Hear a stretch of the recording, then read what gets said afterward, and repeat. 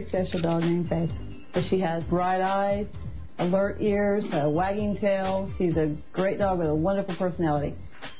What people usually notice about Faith is the fact that she only has 2 hind legs and she walks upright like a human. When people see Faith, everything stops. Faith has actually gained celebrity status because she's the only 2-legged dog in the world that we know of that walks bipedally. I became Faith's mom January the 21st of 2003. My son's friend called Reuben and asked him to come over and help him retrieve some dead puppies. Reuben noticed there was another dog. He reached under that dog and he found Faith. She was dirty and we could tell she needed help, and that was when I noticed that she didn't have any legs in the front. Faith began walking only after she began hopping. We taught her how to hop using peanut butter on the end of a spoon. If she would hop, we'd let her have some of the peanut butter, and she had no idea that she wasn't a normal dog after that.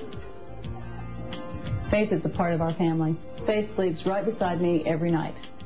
Every morning we wake up at 6 o'clock in the morning to get ready to go to school. She'll even come to the breakfast table to steal a treat for herself. I'm a professor of English and a high school teacher, and sometimes I like to take Faith to school with me. The kids love her. Students think that she's the most incredible, unique dog they've ever seen. After a hard day's work, Faith loves to go to the dog park and meet up with some of her 4-legged friends. She always puts a smile on my face. When I take Faith for a walk, she walks right beside me. Everyone who sees Faith, they can't take their eyes off her. They have to see more. And she's got to come here, Faith. You're such a sweetheart. I love you. Faith is a very happy dog. Look at her face. Look at that tongue wagging. She loves us, and we love her, and she gives back more love, I think, than any other dog I've ever owned. Faith may only have 2 legs, but she has a big heart. Ladies and gentlemen, welcome Jude and Faith to the show.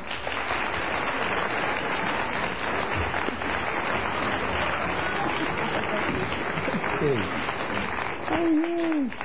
How are you? How you doing? She's gorgeous. Where did you find her? Well, we didn't actually find her. My son's friend's dog had puppies, and Reuben rescued her from her own mother. Initially, when you first got her, you took her to the vet, of course. Yes. And the vet said to you what? Well, it wasn't so much what the vet was saying. Everybody else was telling us to put her down. They were saying there's no way that you can actually train her to walk upright or to get off her chest and her chin. And talk about that for a second, because if she had continued to just lay on her chest and chin, what would happen?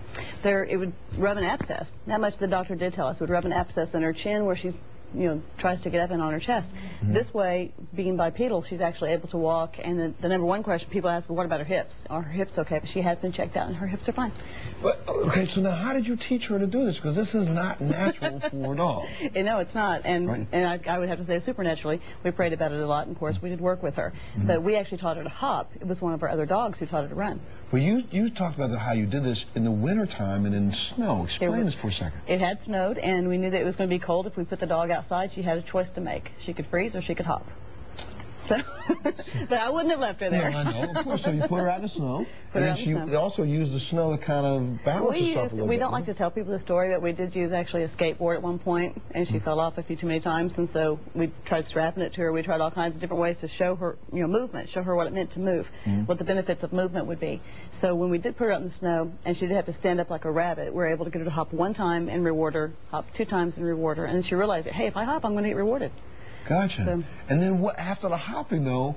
Let me see. It's like strolling along. Yo, what's up? What's up? How you doing? How do you? What's it? Yeah. Yo, what's up? Tell us about the book.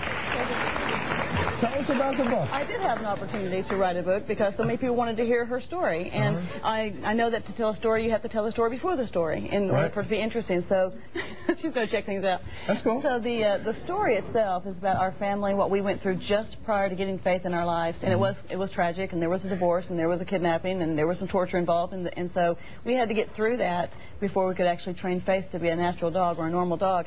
After we were a family again, we were presented with this gift, our dog, and we had to use our faith, we had to use our community, we had to use our church, we had to use anyone who was willing to help us. So wonderful. Well, you know what? The most unique dog I've ever seen. And so what's the name of the book so we make sure people can go out to this bookstore? It's called With a Little Faith. With a Little Faith. It's in a bookstore near you right now. Get up on Amazon.com and get a copy of it. I appreciate incredible. that. Thank you so much. Thank you. We'll be back right after this.